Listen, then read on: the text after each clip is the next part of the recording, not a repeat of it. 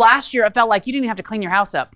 You're like, you're lucky to get my house. Come on in. Now, Totally. marketing and presentation is important. They're more on the market. Yeah. You're going to have to present, and we might need to have that mindset shift of back getting into what my house looks like matters when my buyers come to see it, and how does it look online.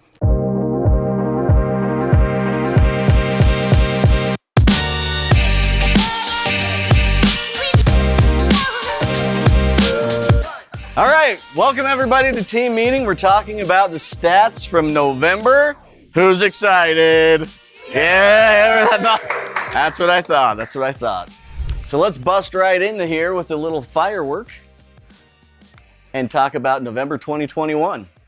In November 2020, there was 278 homes that sold.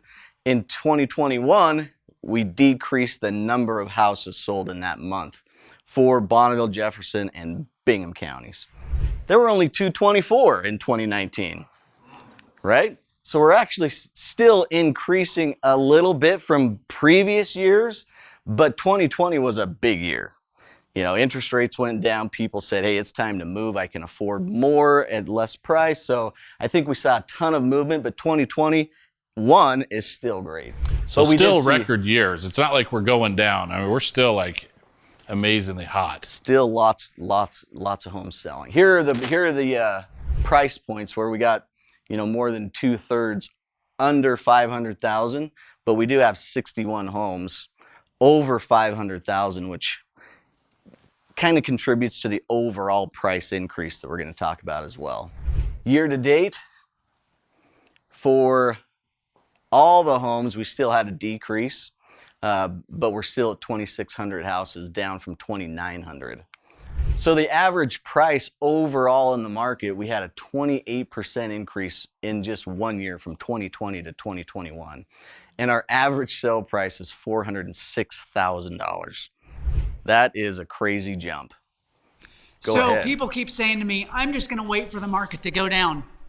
Market has to come down. Every month that you wait, it goes up and up and up and up. It's just going to keep going up. And what are interest rates projected to do in the next 12 months? Increase. Creeping up.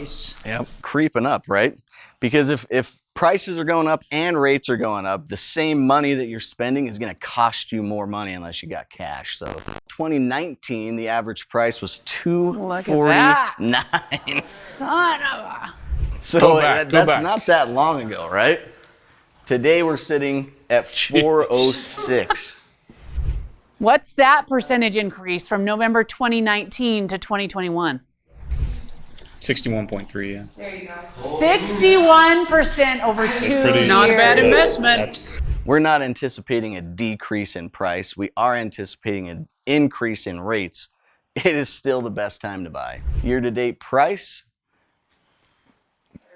30.8% from last year. It's crazy. So let's talk about how quickly and for how much homes are selling. If you list your house today at $100,000, you can expect $99,700, right? Last year you could expect a little bit more. So we are seeing a little bit of a decrease in how much over asking price we're able to get. So on this, Jeremy, I think because of the history, I think a lot of people are shooting for the moon, and they got it last year because of, you know, all of those things. Yeah. And I think people are still feeling that way, so they've got to come a little bit down to get a little more reasonable. Still multiple offers, Still though, right? multiple offers. And if it's priced correctly, it's going to sell. Yes. Brian, what have you been experiencing? Well, I mean, early this year, the prices went up so quick and they were just so hot that, I mean, every time we were listing a home, we just felt like we were getting, 15 offers at a time, and it was crazy. Now it's, I mean, expectations have changed a little bit, where we're not talking about we list a home and it's going to sell in 5 seconds with 400 offers. It's now, okay, we'll take weeks and you should expect a reasonable offer, right? I mean, full price is kind of the suggestion. And so it's changed a little bit. It's still every bit as hot, just in a different way now. It just takes a little bit longer to sell a home. Overall, month over month from November to this year, November, we did see a bit of a decrease. But if you look at the bigger picture year to date, we're still over last year, right? So we're still seeing a ton of activity, lots of buyers still willing to pay the price that the market will bear. Average days on the market is definitely a leading indicator of changes in the market. If this changed to 60 or 120 days that all the inventory would be gone and sold, we would be seeing some major changes in multiple offer situations, probably price decreases, right? Brian, you had one more piece of info. Well, and I remember earlier this year, and correct me if I'm wrong on this one too, but that 29 days on market that it's at right now, earlier this year, didn't we see as low as 7 days on market? Yes, yeah. And so that's the area where it was just nuts. Yeah. We brought a lot of the market back in from November because we'll see it'll be a big difference because we really got crazy November to March, maybe even to April. It was that craziest time, which is crazy because that's winter in Idaho. But that was when you were back at 7 and 13 days on market. So yeah, good. And so we're only really seeing 3.5% increase, but it is something. We're watching it, and even if it's one day extra, but in 2019 we were at 41 days, right? And so prices are increasing, they're selling faster. And that was still great. I remember us talking that's great. 41 days, great. That's fast. Well, we were over 100 for many years. Oh yeah. So And what's the equilibrium that we're looking for 180 days. How much? 180. 180 days. A balanced market, yeah. So we're still way below the inventory levels that we need for the demand right now. Chad, is this you or is this still me? yeah. Year to date. So here's the year to date that shows that from last year to year to date this year, we're still way below. I think you see a trend right there, Jeremy, because you're at 22 days year to date, which means the low market at the beginning of the year, when it averages in, gets us down to 22 days. But we're seeing it 31 now at the month. So. Okay, so let's take a little deeper dive into November, kind of look at the snapshot there. So we had 238 homes came on the market in November. And again, we have people saying, hey, there's no homes. Well, our market's so hot. There's a lot of homes. 238 went on. It's just, were your buyers or were the buyers out there able to see which of those were applicable to them? Or do they not have the system set up to where they don't even know it exists, right? I mean, there's systems for our buyers, at least, to make sure they're aware and they know what's going on. Of those, 261 went pending. How does that work if you had 238 go on the market? Well, we had previous homes on the market. So we're seeing high demand and homes are pending. Eventually, you can't keep doing that for very long. That's what we ran into last year, and that's why our inventory level went so low, because we continued to pen more than we were putting on, which caused what to pricing? Skyrocket, okay? Here's an interesting stat, and that is that of those homes that go on the market and penned, 19.9% fall through. 1 out of every 5 homes that sell or go pending. Yeah, 1 out of every 5. Fall out. I would love to, for next month, find out what our fall through rate is, because when you prepare and when you plan and when you have things set up, you don't have to be part of that 20%. I bet you our number's a lot lower than most people that penned. We're not seeing 1 out of 5 fall apart. So I might mention that same avenue. That is the key to why you'll find when you work with one of our agents is that we ask for buyer's consultations. We want to meet and make a strategy and make a plan. It's to stay out of those numbers and stay in we stay together, we find a house that we want and we stay in it and we make it happen. Yeah. Because you can't control the market. No. You can just read it and anticipate what to do when those things come up. You can dance with it. Yeah. Ooh, That's all I we like do that. is we just dance with the market. All right, snapshot of the year. 3,258 homes went on the market. 2,944 homes went pending. We're seeing still a somewhat similar number of fallout rate, 17% on the year. Okay, November happened, so that just says that we're trending towards that number going up of 17%, because 19% actually went through in November. So we'd love to see the November rate actually be lower. So current homes on the market, currently we have 190 homes on the market. Last month we had 219 homes on the market, so we're down 13%. Absorption rate's 23 days. Who remembers, how does that compare with last year at this time? Last year we were kind of freaking out. We were like, oh, are we going to go below 100? Are we going to go below 100? Right now, remember, we're at 190. Last year, we're at 95. So we're well over double the amount of homes. So we're in a way better spot. So just that alone might tell us that this spring might not be the craziness that we had last year. If this number continues to be double, we probably aren't going to see the craziness of last year, which is really healthy. We don't want to see last year again. This was the month of the turn last year. Yep. When we dropped to 95, this is when we started to get scared, and we maintained about a 4-5 month scare. And we just could never catch up. Yep.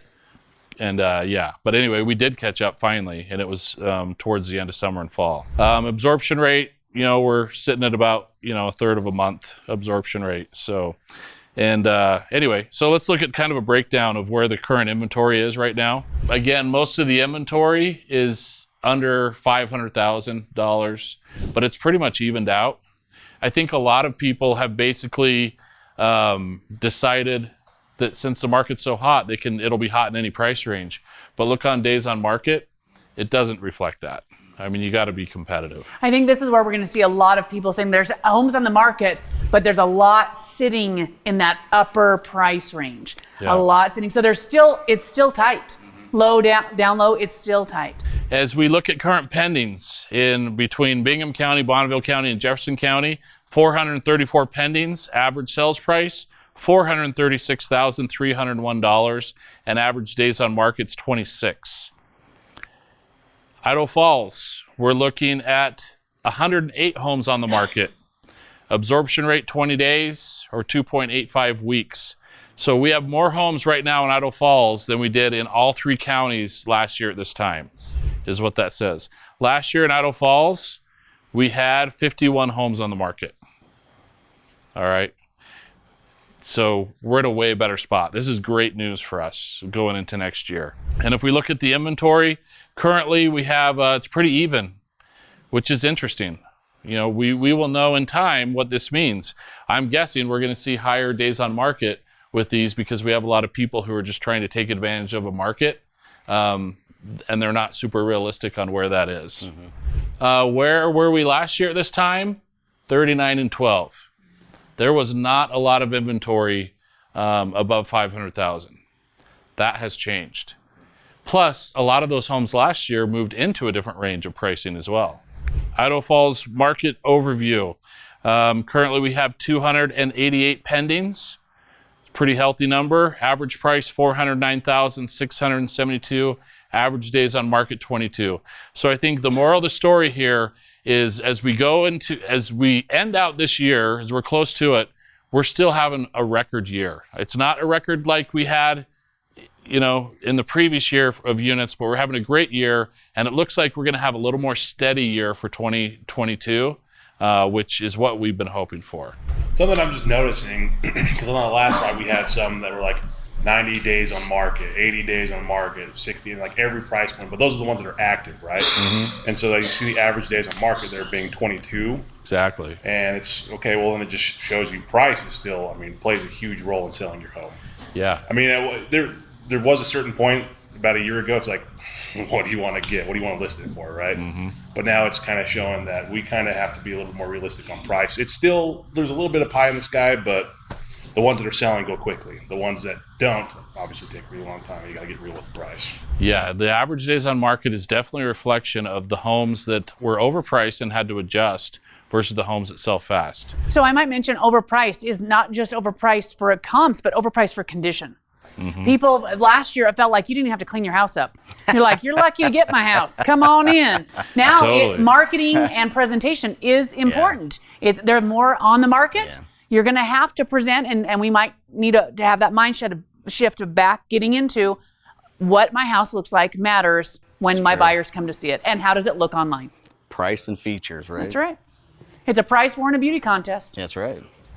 All right. Well, let's hear it for Hunter. Let's hear what we have to do with Care on Mine and get some updates. Yeah, thank you. That's super interesting stats there.